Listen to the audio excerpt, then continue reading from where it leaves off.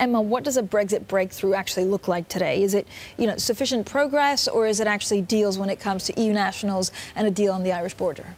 Well, you know how these things work in Brussels. Before you have a summit, and in this case the summit is going to be the 14th of December, but before the summit there is always a huge amount of sort of drafting that goes on in a couple of weeks beforehand. And so when you go into the summit, they don't tend to be big surprises. Now, what the UK would like to do is sort of not make any decisions until the very last minute, until the eve of that summit.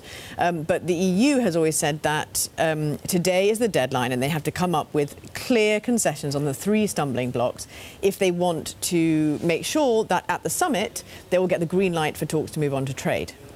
And so it's first of all very significant, which is what the UK wants, that they start talking about trade before the end of the year. Yeah. But the fact that Barnier comes out today, according to a lawmaker from the Green Party, and saying, look, we could get a breakthrough today, it means that actually the UK and the Prime Minister are working quite fast.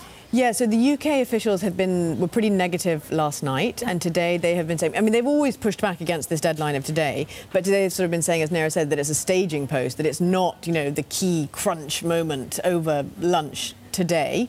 There is still, as far as we know, there's no deal on the Irish border. Now, the interesting thing that lawmaker said is that according to what Barnier told them in this meeting before the lunch, the deal on the Irish border would basically set out that rules in the north and south would be the same. Now, we have to see what the DUP thinks of that arrangement, because everything we've heard from the DUP since day one is that anything that separates Northern Ireland from the rest of Britain is a deal breaker. OK, but a simple and difficult question. Theresa May, if she puts that on the table, would have discussed it with the DUP, we would assume, or not necessarily?